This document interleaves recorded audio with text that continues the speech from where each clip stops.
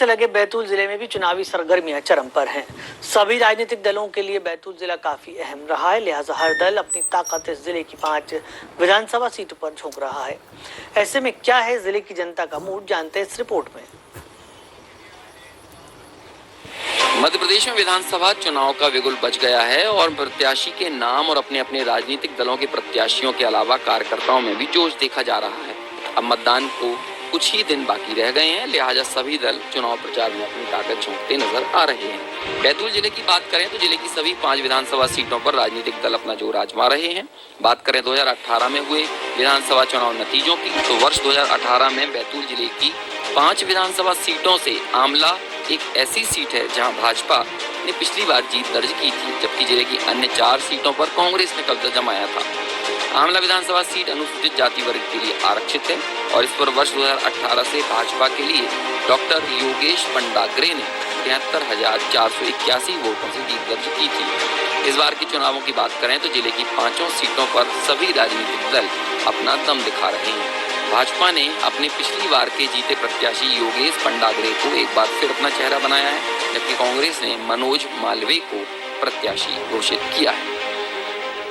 आज आमला के और सारणी की जनता का भरपूर समर्थन मिला। पूरे विधानसभा के क्षेत्र के लोग यहाँ पर आज समर्थन में यहाँ पर उपस्थित हुए थे और सभी लोगों में जो ऐसा उत्साह दिख रहा है, निश्चित रूप से हम लोग विजयश्री हासिल करने वाले हैं। और आमला से भी कई लोग अपनी स्वयं की गाड़ियों से यहाँ पर समर्थन के लिए यहाँ पर उपस्थित हुए थे। सभी लोग साथ में वहाँ से आए हैं और जनता में बड़ा भारी उत्साह दिख रहा है भारतीय जनता पार्टी के प्रति और निश्चित रूप से हम लोग विजय हासिल करने वाले हैं। सीमेंट फैक्ट्री की एनआईटी जारी हो चुकी है, आंखें खोल के देख ले, उसमें कहाँ शक है। ये वो दोगली राजनीति करते हैं जो हमेशा विकास कार्यों को उन्होंने रोकने का काम किया। उन्होंने दिया था खदान खोलने के लिए मुख्यमंत्री जी को आवेदन और उन्होंने साथ में कलेक्टर को आवेदन दिया था कि यहाँ की जमीन का अधिग्रहण नहीं होना चाहिए। तो हमेशा से दोगली राजनीति करते हैं। वो तो इस तरह के विरोध की राजनीति में चुनाव जीतना चाहते हैं, लेकिन जनता समझ चुकी है, वो भी समझ चुके हैं कि चुनाव जीतने वाले नहीं है, इसलिए ना जनता के बीच में जा रहे हैं ना प्रचार प्रसार कर रहे हैं। हम तो पूरे सभी कार्यकर्ताओं के साथ जनता के बीच में पहुंचे और जनता का जो प्रेम दिख रहा है वो देख के समझ में आ रहा है। देखो, आमला सारणी विधानसभा क्षेत्र की हम बात करें तो सबसे पहले सारणी क्षेत्र में पलायन बहुत बड़ा मुद्दा है। वहाँ 660 मेगावाट पावर प्लांट की घोषणा एक नहीं 2 बार मुख्यमंत्री जी कर दी।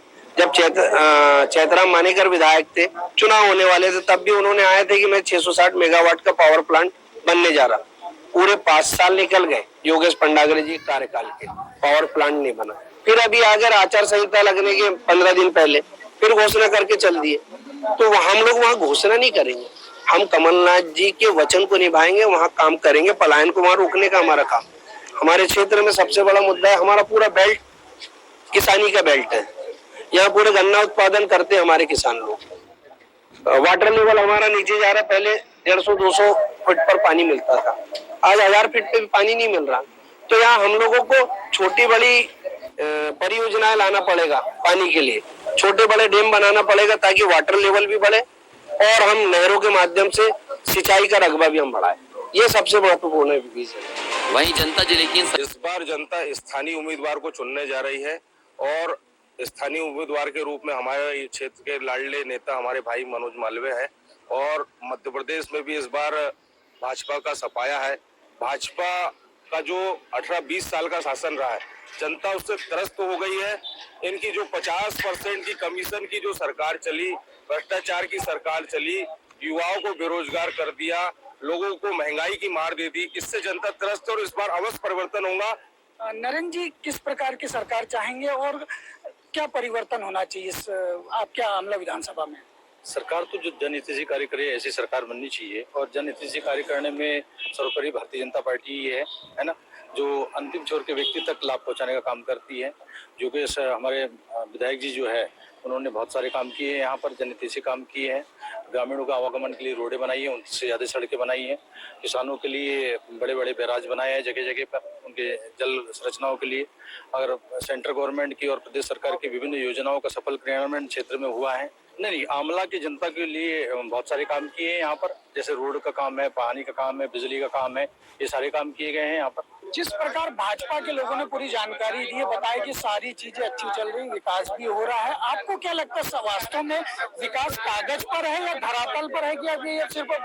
हमको 2023 में स्थानीय विधायक चाहिए जो हमारे बीच में रहे, हमारे ना कि हमको 45 किलोमीटर बैतूल जाना पड़े और वहां से साइन करवाने और वहां से आना पड़े। हमको स्थानीय विधायक चाहिए और स्थानीय। 2023 के लोकसभा चुनाव की समीक्षा करने के लिए हम आमला पहुंचे हैं, जहां पर देखने में आ रहा है कि पिछले 2018 में कांग्रेस के प्रत्याशी मनोज मालवीय को योगेश पंडागरे ने करीब 19,150 वोटों से हराया था। उसके बाद 2013 की बात करें तो चैतराम मानेकर ने भी मनोज मालवीय को शिकस्त दी थी, वहीं 2008 में भी शिकस्त दी थी। अब आ गया 2023, जिसमें लोगों की बातें सुनने के बाद यही कह सकते हैं कि मुद्दा कुछ अलग ही है। अब देखना यह होगा कि 2023 में किस प्रकार के मुद्दों को लेकर मतदाता किसे प्रत्याशी बनाता है, भाजपा जीतती है या कांग्रेस है, तो देखने वाली बात होगी। Manoj Deshmukh, DD news, MP Betul.